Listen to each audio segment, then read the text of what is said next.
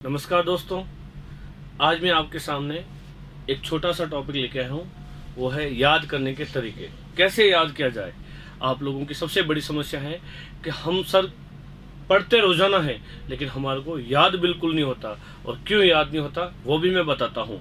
लेकिन ये जो है, आप देखो कोई भी पढ़ते हो और इस तरीके से बैठ के आराम से इस मुद्रा में बैठ के सोचते हो मेरे को याद नहीं हो रहा है, बल्कि होना तो ये चाहिए कि आपको याद होना चाहिए।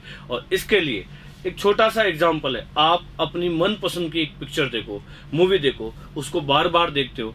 आपने पहले देखी है, उसको फिर दूसरी बार देखी है और तीसरी बार उसको आपने और देखी है, और उसके कुछ डायलॉग ऐसे होते हैं जो आप परफेक्टली याद करते हो, कुछ मोमेंट्स ऐसे होते हैं जो आपको परफेक्टली याद है, कुछ सीन्स ऐसे होते हैं जो आपको परफेक्टली याद है। यानी आपने उसको क्या किया है, याद किया है और बार बार रिपीट किया है या नहीं किया, बिल्कुल किया है। ठीक उसी प्रकार आप जब पढ़ते हो तो पहले अपने आप को पढ़ाने के लिए पढ़ो, सिर्फ पढ़ना है। और सेकंड टाइम में अपने आप को समझाने के लिए पढ़ो। और थर्ड टाइम आता है, जो सबसे प्रीशियस टाइम है, वो है पूरे सबको याद करने के लिए पढ़ो। यानी पहला टाइम पढ़ाने के लिए, नंबर दूसरा टाइम अपने आप को समझाने के लिए, और तीसरा समय जो है वो अपने आप को याद कराने के लिए पढ़ लो। इसका मतलब आपने 3 टाइम्स पढ़ा है, और 3 टाइम्स एक इकोनॉमिक्स की सिद्धांत है, प्रिंसिपल्स ये है।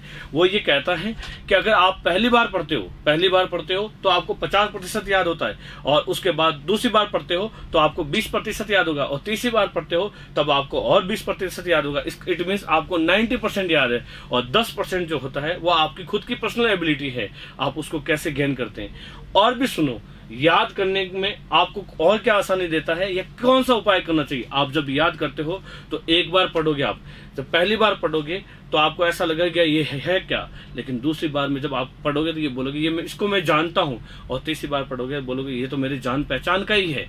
मतलब तीनों में अलग अलग सिद्धांत आ जाते हैं। पहली बार है क्या, दूसरी बार जानता हूं इसको, लेकिन तीसरी बार ये तो मेरे जान पहचान का है। और जब आप 80% तक पढ़ते हो तो 20% तक की मेहनत ही आपको ऊपर लेके जाती है। यानी आपने 80% कर लिया है तो ये 20% जो है वो आपको अपने अंदर से बाहर निकालनी है। और जब 80 + 20 होगी, इट मीन्स आपका टारगेट जो 100% है वो कंप्लीट हो जाएगा। अगर आप लोग खाली इस कोई भी कंटेंट को पढ़ते जा रहे हो, खाली पढ़ रहे हो, हाँ मैं पढ़ रहा हूं, यानी फॉर्मेलिटीज कर रहे हो। एक कहावत है, घोड़े को पानी तक ले जाया जा सकता है लेकिन उसको पानी नहीं पिलाया जा सकता है। यानी आपसे बुक खुलवाई जा सकती है लेकिन आपको पढ़ने के लिए मजबूर नहीं किया जा सकता। तो आप लोग वो मजबूरी मत लाओ, आप लोग पढ़ना है एक खेल की तरफ से पढ़ो कि मैं इसको पढ़ रहा हूं, और अपने मन से पढ़ो, न कि एक फॉर्मेलिटीज के रूप में पढ़ो। ये सब पढ़ना है। और जब वास्तव में पढ़ने बैठोगे तो ये जो स्थिति है ना, अभी जो मेरे पीछे जो स्थिति हो रही है, ये स्थिति कभी नहीं, आपकी स्थिति जो आएगी ना, ये आएगी, और हमेशा आपका हैंड रेज होगा कि हाँ सर मेरे को याद है।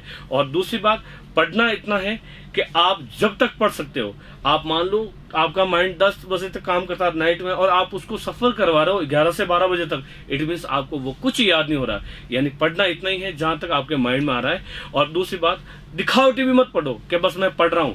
इतना पढ़ लो कि बस आपने याद हो गया, आपको पता है मैंने क्या पढ़ लिया। और सेकंड थिंग, जितना पढ़ लिया है उसको अपने साथ साथ नोट भी कर लो कि मैंने इतना पढ़ लिया, अब बस मेरे को ये रिवीजन करना है। अगर याद हो विवेकानंद जी के बारे में, उनके बारे में कहावत थी कि वो जब पढ़ते थे, किसी एक प्रश्न को पढ़ लिया तो उन्होंने उस प्रश्न को फाड़ के अलग रख दिया।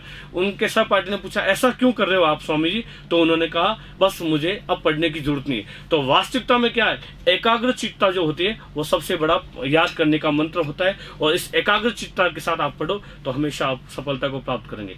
Thank you, have a nice day.